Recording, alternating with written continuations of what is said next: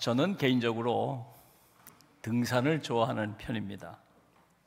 갖가지 이름 모를 들풀, 멋진 나무들, 또 맑은 물, 그리고 크고 작은 웅덩이들, 기암 괴석들, 산을 오르면서 그 계곡을 보고 참 그 아름다움에 감탄을 하게 됩니다. 힘들게 정상에 오르면 경관은 또 완전히 달라집니다. 정상에서 보면 저 멀리 동해의 푸른 바다가 보입니다. 저는 등산을 할 때 이렇게 두 가지 아름다움을 보곤 합니다. 계곡을 오르면서 그 아기자기한 경치를 보고 정상에 올라서 그 장대한 경관을 봅니다. 제가 성경을 읽을 때 이렇게 등산하는 것처럼 읽곤 합니다. 그래서 그런 관점에서 오늘 본문의 메시지를 살펴보도록 하겠습니다. 먼저 미시적인 메시지를 찾아보도록 하겠습니다. 자, 본문의 얘기는 이런 얘기입니다.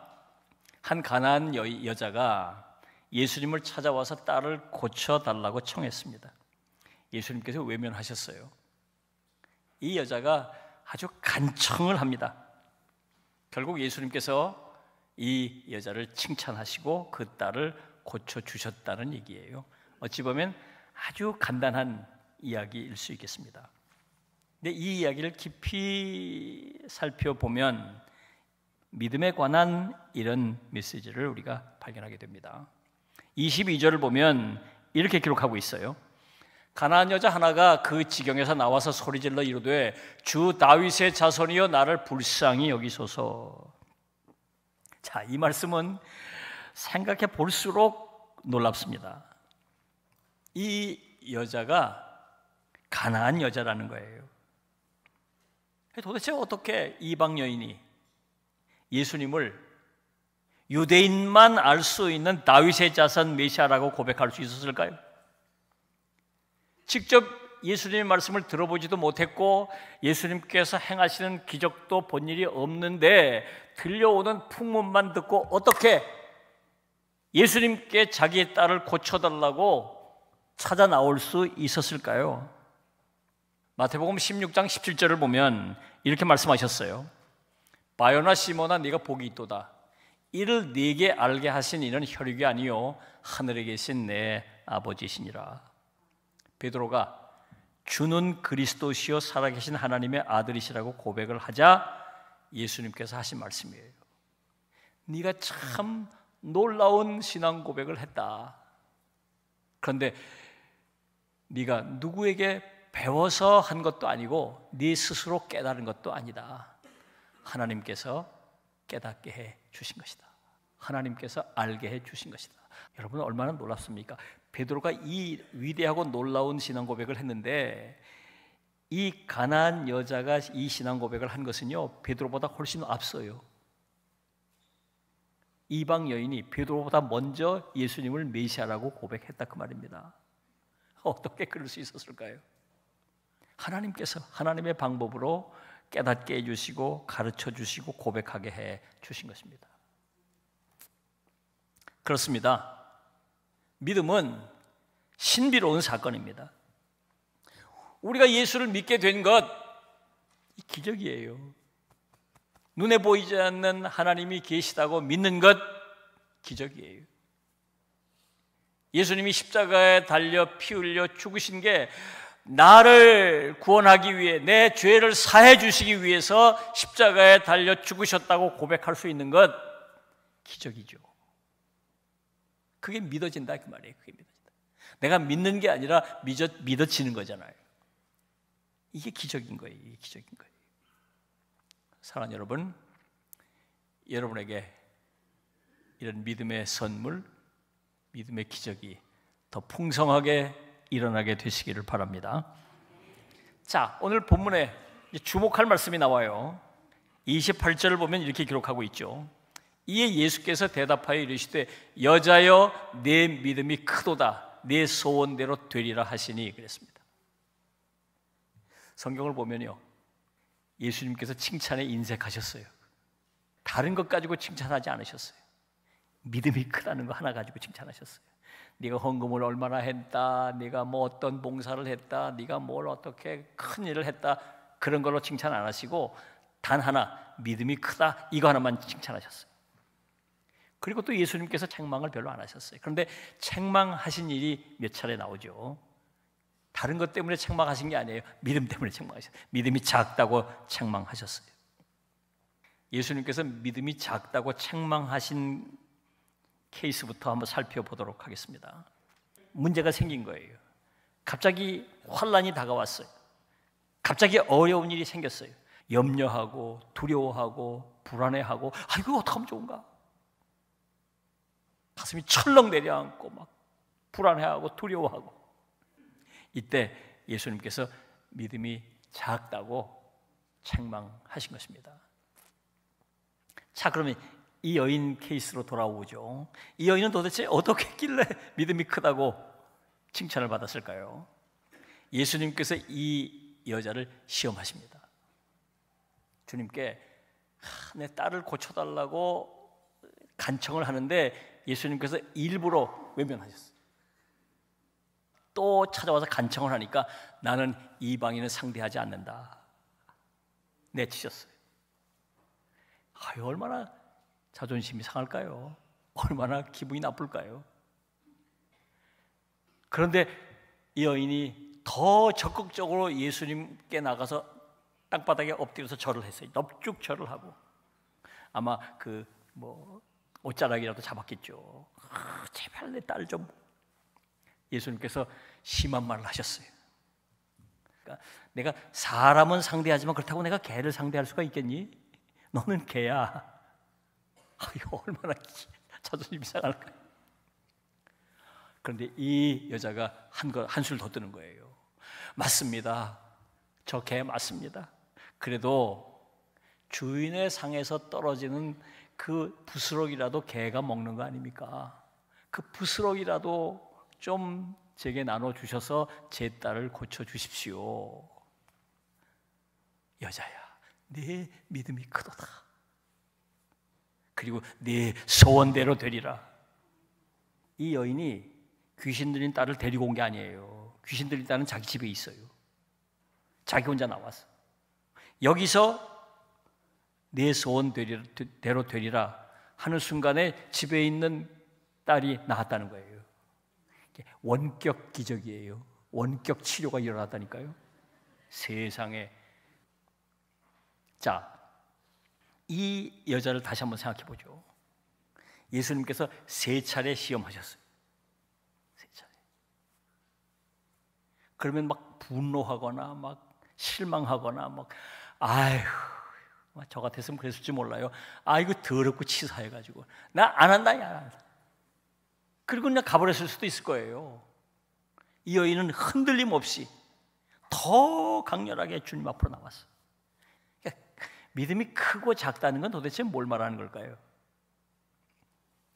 믿음이 있는데 시험이 다가오거나 고난이 다가오거나 환난이 다가올 때 염려하거나 두려워하거나 불안해하거나 믿음이 흔들리지 않고 그대로 그 시험을 통과해 나아가는 것, 그게 큰 믿음인 거예요.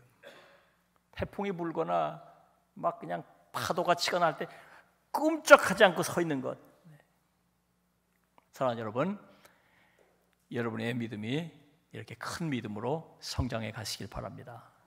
그래서 내 믿음이 크도다 모두 칭찬받는 여러분 되시기를 주님의 이름으로 축원합니다. 자, 이제 마태복음 문맥 전체에서 이 본문의 메시지를 좀 찾아보겠습니다. 거시적인 메시지를 찾아보죠. 자, 21절을 보면 이렇게 말씀하고 있습니다. 예수님께서 거기서 나가사 두로와 시돈 지방으로 들어가시니 그랬어요. 가나안 땅, 이스라엘 땅 밖의 지경이에요. 그러니까 예수님께서 공생의 사역을 하시면서 처음으로 이 가나안 땅 유대인들이 살고 있는 이 지역 밖에 이방 지역으로 나가셔서 사역을 하셨다는 말입니다. 이것은 뭘 암시하는 걸까요? 장차 복음이 보편적으로 땅끝까지 전해질 것을 암시하는 것이고, 유대인들은 믿음이 작다고 책망을 받은 것에 비해서 이방 사람들이 믿음이 크다고 칭찬을 받았어요. 무슨 말일까요? 복음의 주도권이 유대인에서부터 이방인으로 넘어갈 것을 지금 암시하고 있는 겁니다. 하나님 마음에, 우리 주님 마음엔 경계가 없어요. 그런데 자꾸 사람들은 경계를 만듭니다. 눈에 보이는 지리적인 경계를 만들고, 남녀라는 경계를 만들고, 사상 속에 이념의 경계를 만들고, 내 편, 네 편의 경계를 만들고. 우리 그리스도인들은 그런 경계에 갇히면 안 돼요. 유대인들은 그 경계에 갇혀 있었어요. 우린 그 경계에 갇히면 안 돼요. 그 경계를 넘어서야 돼요. 넘어서야 돼요. 인종의 경계, 나라의 경계, 모든 그 경계를 우리는 넘어서야 돼요. 넘어서야 돼요. 이 좁은 땅 안에서 왜 그렇게 경계를 나눠서 싸우는지, 거기 갇히면 안 돼요. 지금 이 정치인들이 만들어 놓는 그 프레임, 언론이 지금 그걸 강화시키고, 심지어 유튜브들은 더 말도 말할 것도 없어요. 유튜브를 보면 자꾸 그 선을 만들고 경계에 사람을 가둬놓아요. 가둬놓고. 우리가 그것으로부터 자유로워야 돼요. 벗어나야 돼요. 예수님께서는 두로와 시돈을 향해서 나가셨다. 그 말이 뭐예요? 유대인의 경계를 벗어나셨다는 거잖아요. 우리도 나가야 돼요. 그 경계 밖으로 가야 돼요. 그 경계 밖으로. 오늘 본문 저 앞에 나가보면 갈릴리 마을이에요. 갈릴리에 있는 마을들이에요. 여기서 예수님께서 정말 오랜 시간 머무시면서 말씀을 쏟아부으셨어요. 이적을 막 베푸셨어요. 근데 저들이 받아들이지 않았어요. 그렇게 기회를 주셨는데 그 기회를 놓치고 만 거죠. 예수님이 저주하셨어요. 여기에 이 큰 믿음의 가난한 여인이 예수를 영접하잖아요. 그 누구도 유대인 가운데 이렇게 예수를 영접한 사람이 없었잖아요. 복음의 주도권이 이리로 넘어갈 것이라는 거예요. 여러분, 지금 성지순례를 통해서 이스라엘 땅을 가보면요, 고라신, 베세다, 이 마을은 흔적도 없어요. 흔적도 없어요. 지금 이방 세계로 복음이 나아가서 복음의 주도권이 넘어갔잖아요. 지금 로마로, 영국으로, 미국으로, 한국으로 복음이 전해지는 동안 이스라엘 땅은 복음의 폐허가 돼버리고 말았어요. 폐허가. 예수님께서 그렇게 복음을 전하시던 그 갈릴리 땅, 관광지로서의 십자가 달린 교회만 세워져 있지 교회가 없어요. 복음이 없어요. 복음이 황폐화돼 버리고 말았어요. 복음의 주도권이 넘어간다. 뭘 우리에게 말씀하시는 걸까요? 기회가 주어질 때 그 기회를 놓치면 안 된다는 거예요. 한국 교회가 지금 잘해야 돼요. 지금.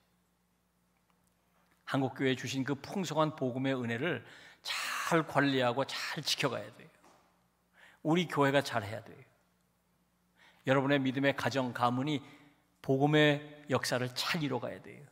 그래서 그게 대대로 자자손손으로 가야 되죠. 그러지 않으면 촛대가 옮겨져요. 하나님께서 주신 그 은혜의 기회, 축복의 기회를 여러분들이 잘 살려가시기를 주님의 이름으로 부탁합니다. 오늘 이 말씀이 우리에게 도전하고 있죠. 이 가나안 여인처럼 우리가 시험이 다가오거나 어려운 일이 있더라도 믿음을 잘 지켜서 우리는 내 믿음이 크도다, 큰 칭찬을 받아야 하겠습니다. 그리고 하나님께서 주신 그 복음의 기회를 잘 살려서 우리가 더욱더 풍성한 은혜 가운데 살아야 하겠습니다. 여러분에게 더더욱 복음의 역사가 충만하시기를 주의 이름으로 축원합니다. 기도하겠습니다. 주신 말씀을 생각하면서 하나님 앞에 다짐과 결단의 기도를 드립니다. 다 같이 기도하겠습니다.